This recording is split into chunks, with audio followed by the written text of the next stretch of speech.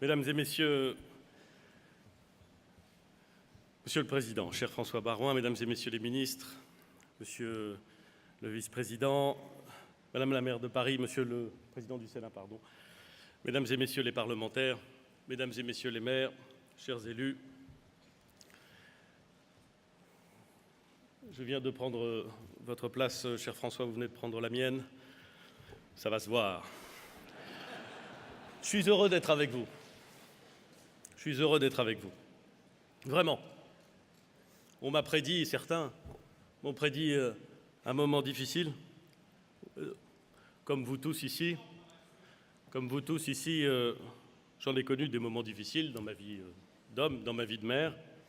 En général, ce qui les rend difficiles, c'est de se sentir seul. C'est probablement ce qui les rend le plus difficile. D'être seul face à une décision qu'il faut assumer, d'être seul face à une mauvaise nouvelle qu'il faut annoncer, et dans l'exercice du mandat de maire, probablement plus que dans tous les autres mandats, il arrive qu'on doive assumer une décision ou qu'on doive annoncer une mauvaise nouvelle. Des moments difficiles, j'en ai connu dans mes fonctions de maire, mais je vais vous dire, ces moments ont toujours été, jusqu'à présent, moins difficiles que ceux qu'un certain nombre d'entre vous ont connus durant l'année qui vient de s'écouler. Vous avez évoqué, Monsieur le Président, vous avez évoqué Trèbes et son maire, Éric Ménassi, et son équipe municipale, qui 2 fois dans l'année ont été confrontés à des événements qu'on aimerait ne jamais connaître, et qui les ont affrontés, droits, ouverts, courageux. J'ai vu Éric Ménassi le lendemain des inondations, le lundi des inondations. Il était face à une population meurtrie, choquée. Il était là. Il n'était pas ailleurs. Il était là, au milieu de ses administrés, à faire face. J'ai eu l'occasion de le dire, Monsieur le Président, au Sénat, une immense admiration pour lui, pour son équipe, et je tenais à le dire aujourd'hui. De la même façon,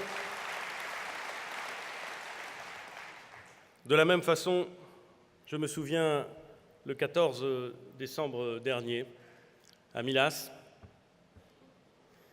de la maire Madame Beffara, confrontée à une terrible catastrophe, à un accident d'autocar, confrontée à cette angoisse, à cette peur, à ce drame pour des parents. Et elle était là. Elle faisait face. Elle essayait de répondre, elle n'avait pas toutes les réponses. Elle les cherchait, elle essayait d'expliquer.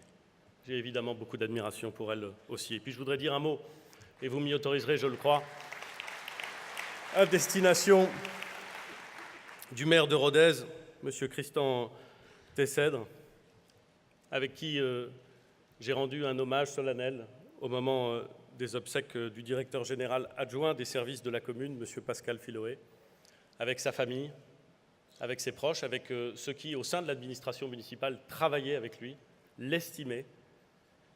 Il est mort parce qu'il a voulu faire respecter la loi, littéralement. Et ce jour-là, le maire de Rodez a vécu quelque chose qui est un véritable moment difficile. Alors je ne crois pas du tout que cette participation dont je me réjouis au Congrès des maires puisse être qualifiée de moment difficile. Si on la met en perspective, vous voyez bien qu'il ne s'agit évidemment pas de cela.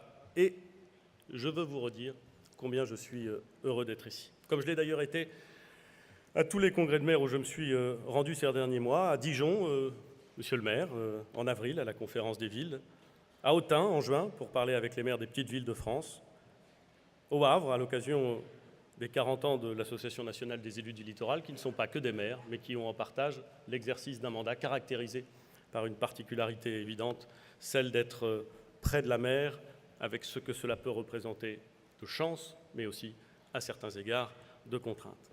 De même que j'ai toujours été heureux d'échanger avec les maires lors de chacun de mes déplacements ou de chaque délocalisation de mon cabinet, dans le Cher, dans le Lot, en Haute-Garonne, à Mende, encore récemment, au début du mois de novembre, avec les maires de Lozère. Ce dialogue je vous le dis, et je le dis sincèrement, il m'est précieux. Il me nourrit, comme il nourrit les ministres et les collaborateurs qui peuvent m'accompagner. Je crois à l'intérêt de ce dialogue. J'ai toujours cru à l'intérêt du dialogue. J'essaie, pour ma part, de faire en sorte que ce dialogue soit organisé dans de bonnes conditions. Vous avez dit, Monsieur le Président, les raisons qui vous ont conduit à ne plus participer aux réunions de la Conférence nationale des territoires. Vous les avez expliquées, je les respecte, je les regrette, et il nous appartient, vous l'avez dit pour votre part, et je le dis bien volontiers pour la mienne, de faire en sorte que les conditions d'un dialogue de bonne qualité puissent être à nouveau réunies afin que, en dépit de désaccords dont ni vous ni moi ne pensons qu'ils pourraient en un instant disparaître sur tous les sujets, nous puissions construire ensemble, dans l'intérêt commun des maires, mais surtout des communes, et d'une certaine façon encore plus de notre pays. Des très nombreux échanges que j'ai eus avec les maires, avec certaines de leurs associations, au cours de cette année, j'ai retenu 4 choses. J'ai d'abord entendu, vous l'avez évoqué, un besoin de confiance et de respect. Je me souviens très bien, pour ma part, des élections municipales de 2014. D'abord parce que c'était la première fois que je conduisais une liste, même si j'étais adjoint depuis 2001, et parce que c'était la première fois que je présentais moi-même un projet pour ma vie. Dans ce projet, j'avais, comme beaucoup d'autres candidats en France, intégré le principe d'une stabilité des concours financiers de l'État. Je l'avais fait parce qu'on me l'avait promis. La loi de finances pour 2014 affichait une première baisse de ces concours financiers, une baisse d'1,5 milliard d'euros, mais enfin, je considérais que nous pouvions imaginer construire des trajectoires sur les 6 années d'un mandat de façon à peu près stable.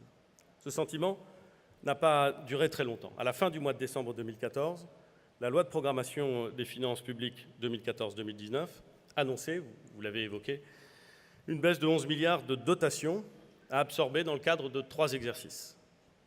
In fine, la facture a été moins élevée, car en 2017, pour des raisons que chacun comprend ou imagine, la baisse a été un peu moins forte que ce qui avait été annoncé. Mais néanmoins, nous étions très loin de l'engagement pris à la stabilité des dotations.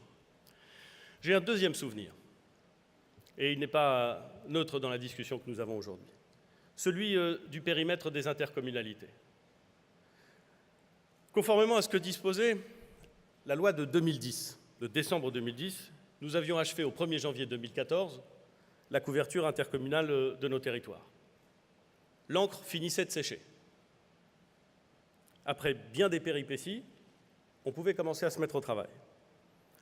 Eh bien, le 18 juin 2014, un projet de loi prévoyait que les intercommunalités devaient désormais atteindre les 20 000 habitants au 1er janvier 2017. Alors ce seuil a évidemment bougé durant la discussion de la loi NOTRe, mais dans bien des territoires, la réalité a été la même. Il a fallu tout recommencer, que ça plaise ou non, que ça réponde à un projet de territoire ou non. Pourquoi je cite ces 2 exemples? D'abord parce qu'ils m'ont marqué. Ensuite parce que, en discutant avec les maires, j'ai bien saisi que ça n'est plus ce qu'il fallait faire et qu'il fallait cesser de créer de l'instabilité, de l'imprévisibilité, et qu'il ne fallait pas obliger à défaire ce qui venait d'être fait. Durant sa campagne, le président de la République s'était engagé à maintenir les concours financiers de l'État. Je voudrais parler de la DGF. La DGF, c'est une enveloppe globale, c'est des critères de répartition, et puis ce sont des notifications individuelles. J'ai bien conscience qu'il peut y avoir une stabilité globale et des variations dans chaque commune, vous l'avez évoqué et j'y reviendrai. Cette DGF, nous en avons, vous l'avez reconnu, maintenu le volume global en 2018 à son niveau de 2017 et nous ferons de même en 2019 et nous continuerons aussi longtemps que la trajectoire financière de vos collectivités s'inscrira dans l'objectif de hausse maîtrisée que nous avons proposé au Parlement. Il ne s'agit pas de les baisser. Et en affichant ce principe de stabilité durable, nous avons affirmé, proposé un changement de méthode. S'engager ensemble sur un objectif de maîtrise de la hausse de la dépense, c'est différent que d'afficher des objectifs de diminution des dotations au fur et à mesure des années. Je constate, au regard des informations qui sont les miennes au moment où je vous parle, que cet objectif de hausse limitée, de progression limitée des dépenses de fonctionnement des communes semble être très correctement respecté. Et je m'en réjouis. Cet engagement, cette limite d'une hausse de 1,2% des dépenses de fonctionnement, pour la très grande majorité des maires de France, elle a relevé d'un contrat moral. Un contrat moral, c'est important, mais ce n'est pas contraignant. Je le précise parce que 99,6% des communes de France, 99,6% des communes de France ne sont pas concernées par le contrat qui limite la progression des dépenses de fonctionnement. Pour les 322 collectivités les plus importantes, cet engagement, c'est vrai, est contraignant. C'est le principe d'un engagement. 175 maires et présidents d'intercommunalités ont donc signé un de ces contrats dits de Cahors. À tous ces élus, je veux dire ce que j'ai dit dans d'autres enceintes, en particulier avec vous, Madame la maire, en septembre au Congrès de France urbaine. Nous aurons une clause de rendez-vous à l'issue d'une première année de fonctionnement et nous serons à l'écoute des questions de retraitement que certains d'entre vous formulent, comme d'ailleurs la Cour des comptes les formule, comme d'ailleurs Monsieur le Président de l'Assemblée des départements de France, vous pouvez l'attester, s'agissant des retraitements pour les contrats ou les engagements pris par les départements, puisque nous avons indiqué que dans le cadre du règlement de la question des MNA, nous procéderions dans cet esprit au retraitement. Je vous vois opiner, cher Dominique, et je m'en réjouis. J'entends en outre certains me dire que l'année 2019 sera, du point de vue de la dépense de fonctionnement, plus difficile que 2018. C'est possible. Et justement, les dispositifs que nous avons négociés et conçus avec les associations présentes à Cahors permettent de le faire. Ils permettent une forme de souplesse lorsqu'on est soumis à ce contrat et ils permettent de respecter cet objectif d'1,2 de façon pluriannuelle, de limiter un peu la première année et de dépasser un peu la deuxième année. Et comme je vous disais, Monsieur le Président, que l'année 2018 se traduisait justement par une progression très limitée, inférieure à 1,2, il y a tout à parier que l'année prochaine, les collectivités qui se sont engagées pourront dépasser un petit peu ce niveau sans méconnaître les engagements qu'elles ont pris, sans méconnaître l'obligation qui a été évoquée. Enfin, la contractualisation ne porte que sur le fonctionnement et pas sur l'ensemble des dépenses locales. Pourquoi? Pour une raison simple, parce que le gouvernement sait très bien, vous l'avez dit, Monsieur le Président, que les communes, les intercommunalités gèrent plus de la moitié du patrimoine public de la nation. Là où auparavant la baisse des dotations avait comprimé l'investissement local, nous voulons avoir un effet inverse ou permettre la progression des dépenses d'investissement. Je note qu'elles ont progressé de 8,5% en 2017 et je m'en réjouis, car la progression des dépenses d'investissement est, dans l'ensemble, toujours une bonne nouvelle lorsqu'on prépare l'avenir de sa commune et de ses concitoyens, et elles sont supérieures à 4% en 2018, l'année n'est pas terminée. Et les priorités ne manquent pas en tout état de cause, le numérique, les mobilités nouvelles, les écoles, le logement, les réseaux d'eau et d'énergie. En 2019, les dotations de l'État au financement de l'investissement local, ce sera 2 milliards au titre de l'ensemble des dotations, la DETR, la DSIL, la dotation de la politique de la ville. Donc, limiter l'imprévisibilité. Deuxième besoin que j'ai compris, le besoin de clarté et de prévisibilité. Je voudrais revenir sur la dotation globale de fonctionnement. Et pardon d'y passer un petit peu de temps, mais la DGF est un instrument horriblement compliqué. Il y a la masse globale de la DGF, je l'ai dit, et au Parlement, on ne parle quasiment que d'elle. Et puis il y a la DGF qui est versée à chacune de vos communes, et c'est celle-là, évidemment, à juste titre, c'est parfaitement légitime, qui intéresse les maires. Certains d'entre vous ont connu des évolutions de leur DGF en 2018. Ça ne m'a pas échappé. Pour certains, la DGF a augmenté, pour d'autres, elle a baissé. Pourquoi? Vous l'avez dit, Monsieur le Président, parce que, pour une raison d'ailleurs que 4 années de baisse de la DGF avaient un peu fait oublier à tout le monde. C'est que la DGF est une dotation vivante, c'est-à-dire que les écrêtements qui s'appliquent sur les parts de DGF des uns financent la péréquation en faveur des autres.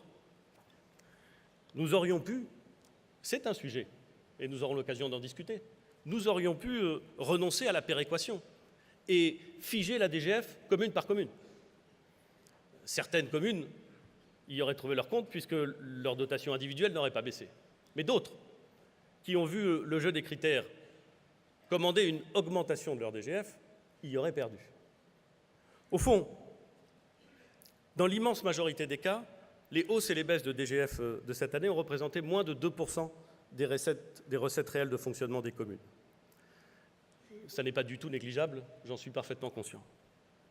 Et il est arrivé, nous l'avons observé, que des variations importantes et imprévisibles viennent dépasser ces limites.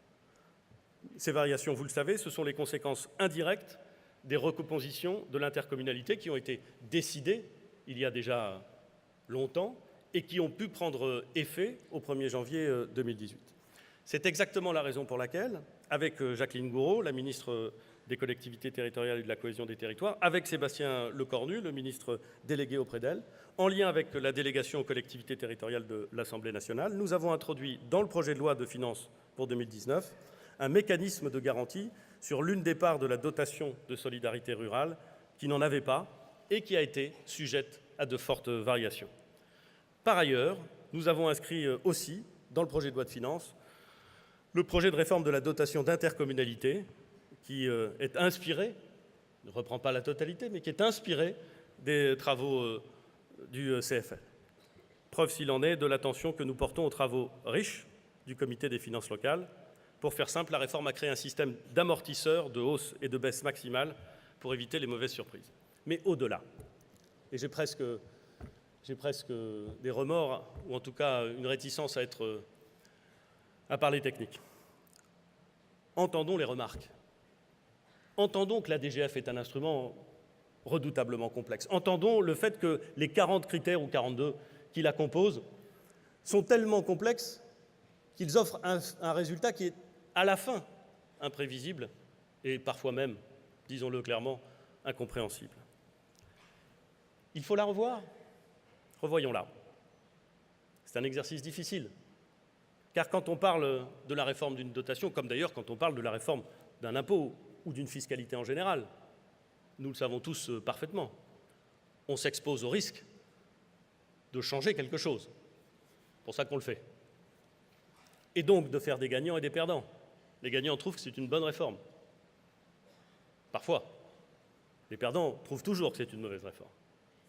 Il faut donc réussir, sur la base de vos propositions, le président de la République l'a dit hier, il a été d'une clarté absolue en indiquant que, dans le cadre des contraintes des finances publiques que vous connaissez, que nous connaissons et que nous assumons, il vous appartiendrait de nous faire des propositions sur ce que pourrait être demain un mécanisme, une dotation, peut-être plus lisible, peut-être plus juste, sans doute plus prévisible, et qui répondrait aux aspirations que je connais et qu'à bien des égards je partage, exprimées par les maires de France.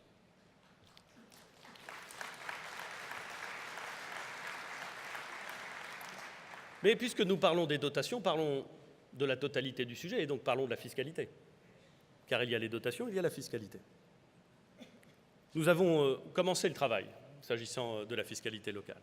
Et nous allons le continuer. Et j'espère que nous pourrons le continuer avec le maximum de ceux qui sont concernés par ce sujet. L'objectif, un mot d'abord sur l'objectif. L'objectif est simple, faire en sorte qu'à l'été prochain, vous sachiez comment va s'éteindre la taxe d'habitation et comment elle sera compensée. Pourquoi ?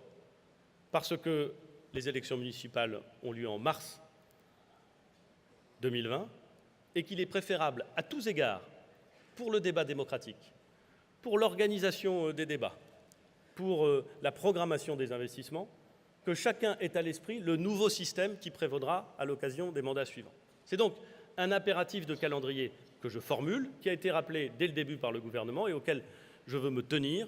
Nous souhaitons que le nouveau système soit adopté pour l'été 2019, afin d'être parfaitement assimilé et de pouvoir être intégré à l'occasion des échéances municipales. Le gouvernement présentera au printemps 2019 les principes de cette extinction-compensation et aux alentours de la mi-avril, le Conseil des ministres examinera un projet de loi consacré à la réforme de la fiscalité locale. Quelles en sont les grandes orientations ? J'ai eu l'occasion d'en exposer un certain nombre lors de la conférence qui s'est tenue le 4 juillet dernier. Elle consiste, à ce stade, à consolider le pouvoir fiscal des maires, comme d'ailleurs, dans un premier temps, mais j'ai noté qu'il y avait eu de ce point de vue une évolution, comme d'ailleurs le Comité des finances locales l'avait proposé au début de l'année. Son premier mouvement, je le dis comme je le pense, me semblait être le bon, car ce pouvoir fiscal est absolument essentiel. Vous l'exercez depuis longtemps, dans la transparence, dans la responsabilité, et il vaut bien mieux, à mon sens, qu'un dégrèvement pour l'éternité dont je ne suis pas sûr qu'il ait beaucoup de sens.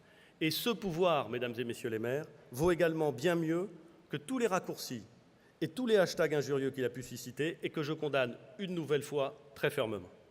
Ce pouvoir, nous le conforterons. Comme l'a indiqué le président de la République dans le courrier qu'il a adressé aux maires de France, le gouvernement veillera à ce que la suppression de la taxe d'habitation, passée la période de dégrèvement liée à la transition, soit compensée pour chacun d'entre vous à l'euro près. Lors de la réforme de la taxe professionnelle, on a constaté, vous vous en souvenez sans doute, que le transfert d'assiette fiscale avait eu pour effet de surcompenser certaines communes, d'en sous-compenser d'autres, ce qui a nécessité la mise en place de mécanismes de garantie particulièrement lourds. Il n'est pas interdit d'essayer de trouver un système plus intelligent cette fois, et je serai heureux, mesdames et messieurs les maires, monsieur le président de l'Assemblée des départements de France, et c'est vrai évidemment pour les régions, même si les régions sont un peu moins directement concernées compte tenu de la structuration de leurs recettes, je serai heureux de pouvoir l'évoquer avec vous. Quand je dis l'évoquer, pardon, je ne voudrais pas que ce soit de le discuter, de le négocier, de l'approfondir dans le détail. Ce n'est pas simplement une évocation, je le dis parce que... J'ai parfois un vocabulaire trop nuancé. Ces orientations consistent également à ne pas décourager les maires qui font l'effort de construire des logements dans leur commune, tous les types de logements. Parce que construire des logements pour un maire, ça revient, vous le savez parfaitement, d'abord à augmenter les charges avant d'engranger, souvent bien plus tard et parfois pas toujours, des recettes fiscales.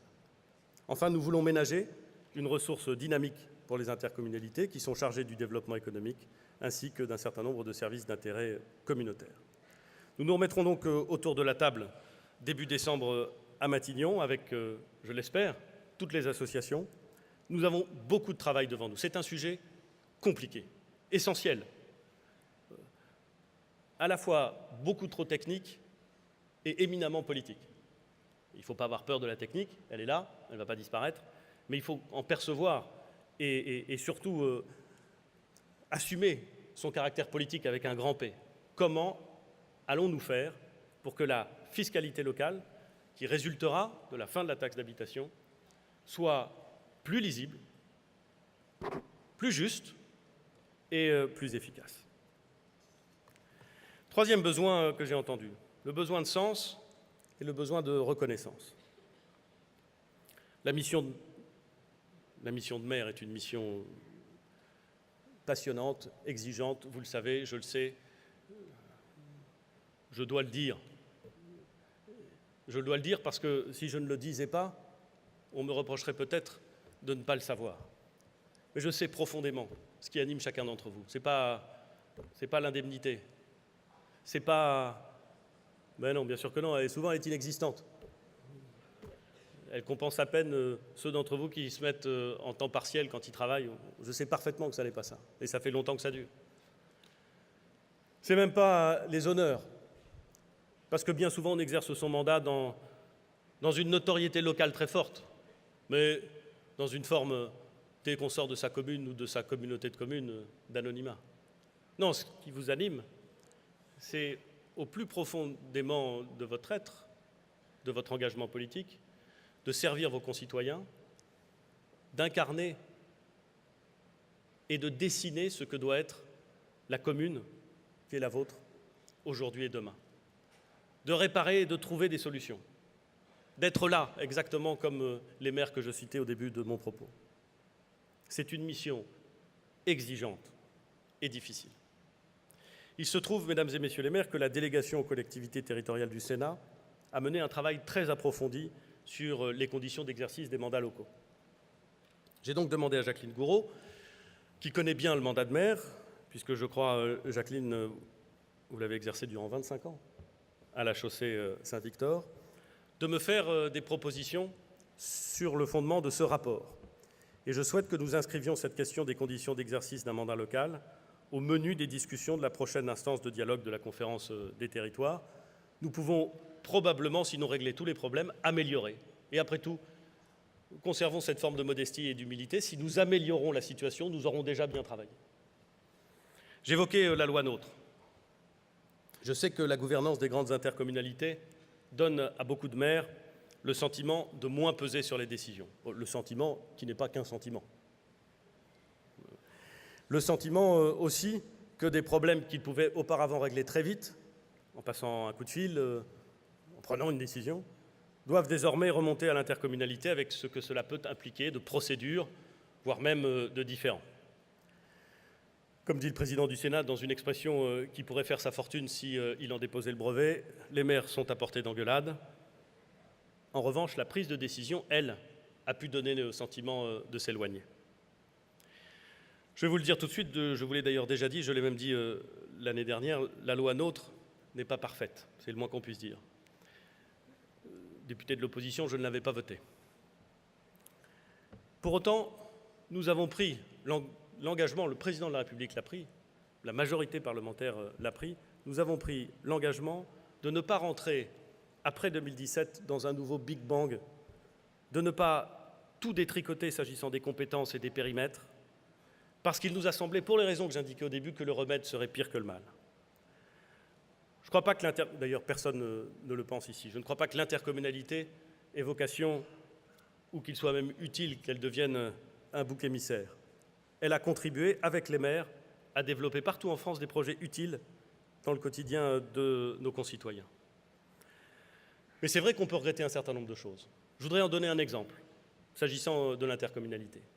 Les règles qui prévalaient en matière de définition des représentations de chaque commune. Il existait une règle qui disait que lorsqu'on se mettait d'accord au sein d'une intercommunalité, on pouvait déroger à la stricte proportionnalité de la représentation de chaque commune dans le conseil communautaire. C'est grâce à ça qu'on avait réussi à faire la communauté d'agglomération du Havre. Mon prédécesseur, Antoine Ruffnac, avait dit « Le Havre, c'est 80% des habitants de l'agglomération, mais ce sera 40% des sièges. Seulement 40%, pas 49, 40. Faisant en cela un peu de place à des communes qui, sinon, auraient été très peu représentées. L'intérêt de ces accords locaux, c'était quoi? C'était justement qu'ensemble, les acteurs, les maires, les communes, les conseils municipaux, déterminer des règles de gouvernance adaptées, ça et là. Il se trouve, mesdames et messieurs, que ce système a été rendu impossible par une décision du Conseil constitutionnel. Et que donc la loi a dû, et après tout, c'est bien naturel, en tirer les conséquences en modifiant le système et en faisant disparaître la possibilité de ces accords locaux. Je vois monsieur le maire de Guéret qui lui aussi opine. Il a dû vivre la même chose et il sait combien cette transformation d'équilibre à l'intérieur vous pourrissent la vie. Vous devez sortir... Enfin bon, vous savez ça parfaitement. On peut aussi nous reprocher de ne pas être allé assez loin au sujet de l'eau et de l'assainissement. Je l'ai entendu, monsieur le président. Plus de la moitié des territoires avaient engagé la réforme prévue par la loi. Faire marche arrière pour tout le monde, ça aurait été détricoter ce que certains avaient réalisé, il n'en était pas question. Nous avons donc préféré laisser aux maires plus de temps que ce qui avait été initialement prévu par la loi pour mettre en œuvre la réforme. Et par ailleurs, parce que la France n'est pas un jardin à la française, même si nous aimons les jardins à la française, nous n'avons pas traité tous les territoires de manière uniforme. Ainsi, les eaux pluviales sont restées optionnelles pour les communautés de communes. En parallèle, Sébastien Lecornu a mobilisé dans ses précédentes fonctions des moyens financiers très importants en faveur des communes rurales. J'ai bien entendu la remarque que vous avez évoquée, que vous avez formulée, Monsieur le Président. J'entends le discours sur les agences de l'eau et je note au passage qu'elles ont toutes adopté le 11e programme. Mais je veux aussi souligner la mise à disposition des 2 milliards d'euros qui seront consacrés aux petites communes rurales, et pas à d'autres, aux petites communes rurales, auxquelles s'ajoutent les 2 autres milliards de prêts à taux long de la Caisse des dépôts et consignations en matière d'investissement sur l'eau. Les moyens sont là, ils peuvent être mobilisés, ils peuvent être mobilisés au profit des communes qui souhaitent procéder à des investissements. En revanche, ce qui est vrai aussi, c'est qu'on ne gère pas une intercommunalité de 3 ou de 5 cantons, ça arrive, comme on gérait une communauté de communes de la taille d'un seul canton. Maintenant que ces ensembles sont consolidés, je crois que l'heure est venue d'y réinjecter un peu de proximité, un peu de réactivité, un peu de souplesse. Je suis persuadé qu'il y a beaucoup de solutions possibles pour remettre les maires, tous les maires, un peu plus au centre de ces grandes intercommunalités. Le droit actuel permet de faire beaucoup de choses, mais on doit pouvoir aller plus loin. Les intercommunalités en ont d'ailleurs fait le thème de leurs travaux début octobre, autour du fonctionnement du couple maire-intercommunalité, car il n'y a pas d'intercommunalité anonyme non plus. Il n'y a que des intercommunalités faites d'élus qui décident et qui les font vivre. Dans le droit fil de ce que vous a écrit, puis dit le Président de la République, j'ai demandé à Jacqueline Gouraud et à Sébastien Lecornu de travailler avec vous à la définition de ce que pourrait être cette nouvelle souplesse, cette nouvelle proximité, cette nouvelle réactivité injectée dans les intercommunalités. En toile de fond, un besoin, le quatrième que je voulais mentionner, une volonté souvent farouche de ranimer, dans certains cas, de faire vivre et de développer dans les autres tous les territoires. Nous avons parti liés. Vous l'avez dit, je partage pleinement ce qui a été évoqué. Vous avez la volonté de réparer et de développer, j'ai la volonté de réparer et de développer. Réparer notre État, tant il est vrai qu'à bien des égards, il ne fonctionne pas comme il devrait réparer, et développer notre pays, qui, avec tous les atouts qu'il a, en dépit de toutes les difficultés qu'il connaît, peut faire beaucoup mieux encore valoir ses intérêts et ses richesses. De vous accompagner aussi dans les grandes mutations et les transformations que nous connaissons. Alors il y a des craintes et des appréhensions, et je ne veux cacher aucun sujet. Je me souviens d'un échange, et la question a été posée hier soir au Président de la République, dans lequel certains de vos collègues m'interrogeaient sur les mutations en cours, en particulier celles des métropoles.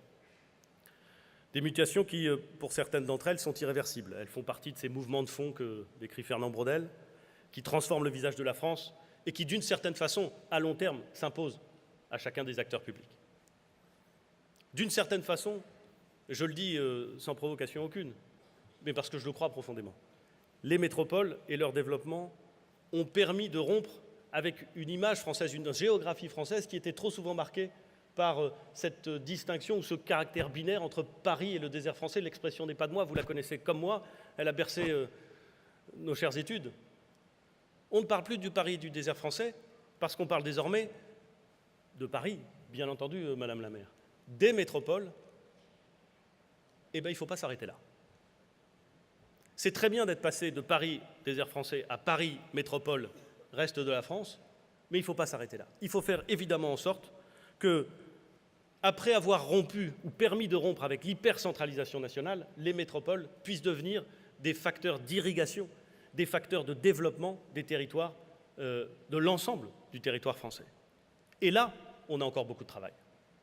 Et pour réussir ce travail, il ne faut pas affaiblir les métropoles. Je n'y crois pas une seconde. Il faut faire en sorte de leur donner les instruments, de les accompagner, peut-être même, qui sait, de les encourager en respectant, bien entendu, le principe auquel je souscris, non seulement parce qu'il est constitutionnel, mais parce qu'en plus j'y souscris naturellement, de libre administration des collectivités territoriales, cher François Baroin. Notre rôle n'est donc pas de les affaiblir, mais plutôt de les conforter, de les faire évoluer et de faire évoluer celles qui le souhaitent en organisant des solidarités avec les autres territoires.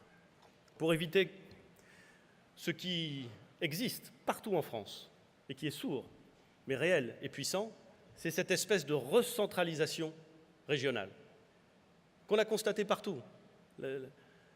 Partout. On constate, et tant mieux d'une certaine façon pour les métropoles, ce phénomène de recentralisation régionale.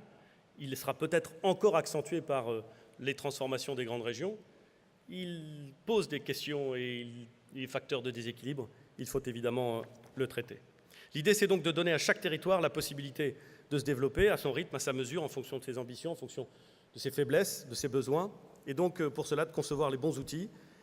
Et la meilleure manière de les concevoir, c'est de le faire avec les principaux intéressés. C'est pour cela que nous avons conçu le plan Action Cœur de Ville avec le ministre Jacques Mézard, qui à l'époque a porté cette politique en collaboration et en travail très étroit avec l'association que préside Caroline Cayeux, que je remercie de son engagement et dont elle pourrait témoigner, je crois, de la façon dont nous avons voulu désigner et penser des instruments de politique publique qui vont servir le développement de 222 villes, petites et moyennes, et d'autant d'intercommunalités qui ont signé ou qui sont sur le point de signer des conventions. Ce plan, nous sommes en train de le compléter avec de nouveaux outils, ceux de la loi Élan, qui crée les opérations de revitalisation territoriale. Nous venons aussi, avec Jacqueline Gouraud et Julien Denormandie, d'introduire dans le PLF pour 2019 un dispositif d'investissement locatif dédié à la rénovation des logements existants dans les cœurs de ville ou toute commune qui signerait une ORT pour y faire revenir les habitants, pour y attirer les investisseurs privés. Enfin, nous proposons de développer dans le même esprit des tiers-lieux en lien avec les métropoles. Un exemple, à Toulouse, des travaux sont en cours pour créer des lieux de télétravail, comme à Lectoure, à Gimont, à Fleurance, dans le Gers, et dans d'autres à venir avec les maires concernés. C'est cette logique d'alliance intelligente des territoires qui répondra, je crois, en partie, et pas seulement bien entendu, aux besoins de mobilité et de qualité de vie qui sont exprimés partout en France. J'ai reçu récemment à Matignon le bureau de l'Association des maires ruraux. Je leur ai exprimé mon accord pour travailler un agenda rural. En attendant que cet agenda soit discuté, le dialogue que nous avons noué sur des problématiques très précises a, je crois, permis de débloquer un certain nombre d'éléments. J'en prends deux exemples. Nous avons accepté de prendre en compte dans le PLF pour 2019 la situation des petites communes de montagne qui sont soumises à de lourdes charges que leurs ressources ne permettent pas de couvrir. Voilà une avancée directe qui répond à une forme d'injustice. Je ne sais pas si elle y répond complètement, mais elle permet de la corriger. La loi Élan aussi a permis de traiter la question des dents creuses pour éviter de figer le monde rural et les hameaux, et en particulier dans les communes littorales, sans renoncer à l'ambition de la loi littorale, à laquelle les maires littoraux sont attachés, à juste titre d'ailleurs. Et je me réjouis que le Conseil constitutionnel ait validé ces dispositions. Je suis certain que dans la vie de tous les jours, elles produiront leur effet.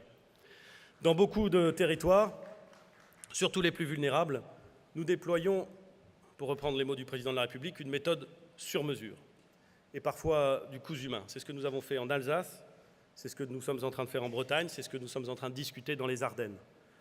Cette méthode, elle est la raison d'être, cet accompagnement, cette prise en compte d'une spécificité et de la définition d'instruments particuliers, c'est la première mission de la future Agence nationale de cohésion des territoires, qui n'est pas encore créée, Monsieur le Président, puisque le Sénat vient de voter en première lecture le texte constitutif, mais qui n'a pas encore été adopté complètement, ce qui permet d'envisager tous les débats et tous les enrichissements, et notamment ceux que vous avez évoqués. L'autre priorité, c'est la sécurité.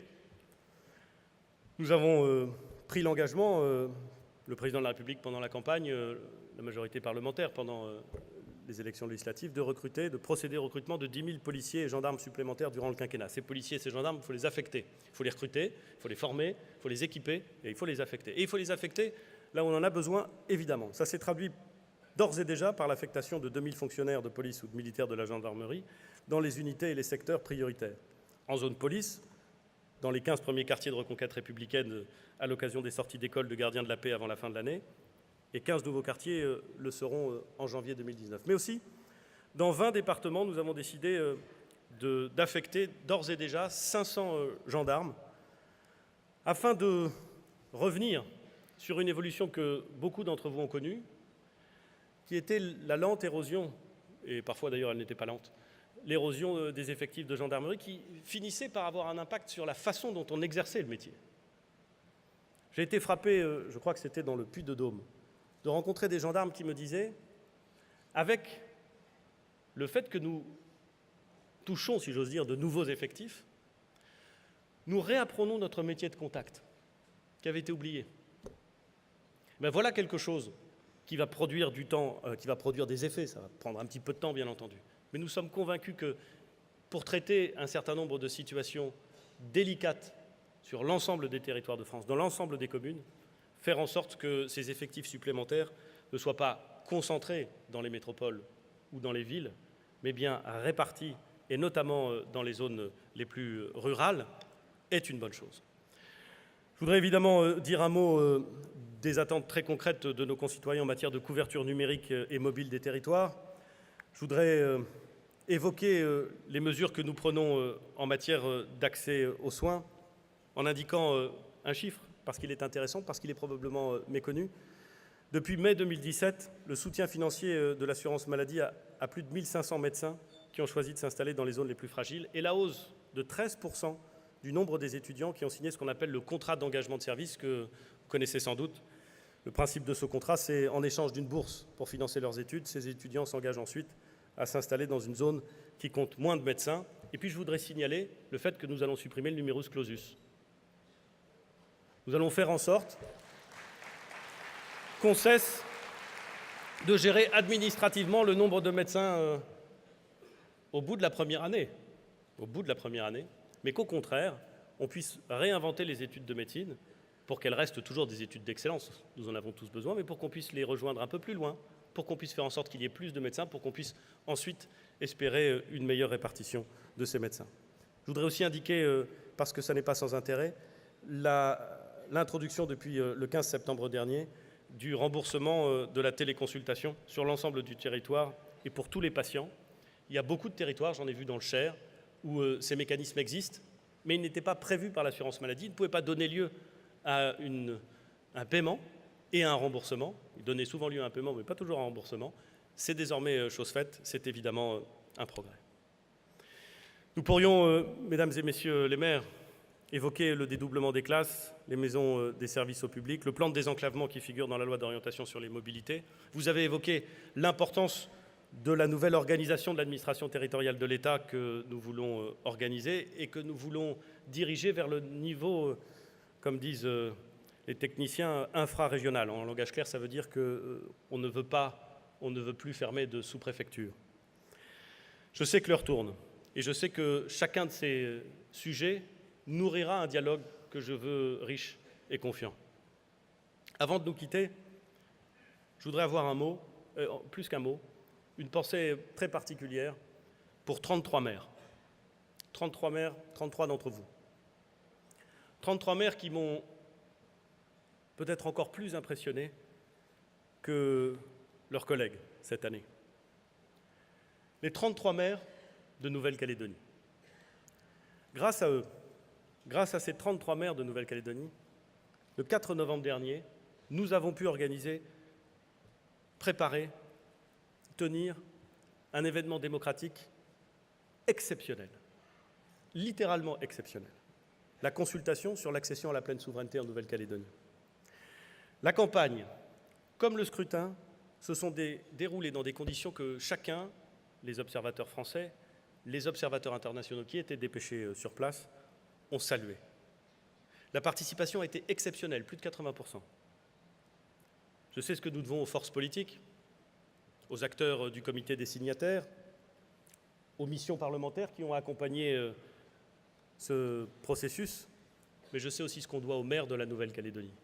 Parce que c'est eux, à la fin, et c'est toujours le mandat des maires, qui étaient dans les bureaux de vote et qui ont fait en sorte que cet exercice, dont tout le monde pensait qu'il était incroyablement dangereux, ait pu être réalisé dans des conditions exceptionnelles. Je voudrais leur rendre cet hommage et leur dire merci.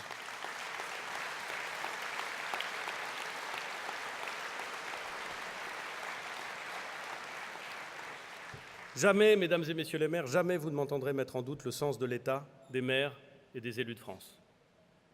Le sens de l'État existe encore en France, et il n'existe pas seulement dans les préfectures et les ministères, mais il existe aussi dans vos mairies et dans vos bureaux. Bien sûr que je ne vous demande pas d'être d'accord avec tout ce que nous mettons en œuvre, je pourrais vous le demander, mais quelque chose me dit que ça ne marcherait pas. En revanche, je vous demande de ne pas douter une seule seconde du fait que je sais que tous ensemble, nous avons le sens de l'État. Et ne doutez pas non plus du fait que nous savons combien vous êtes au cœur de la République. Le reste est important, mais dès lors que l'on accepte d'en parler, on y trouve des solutions. Je vous remercie.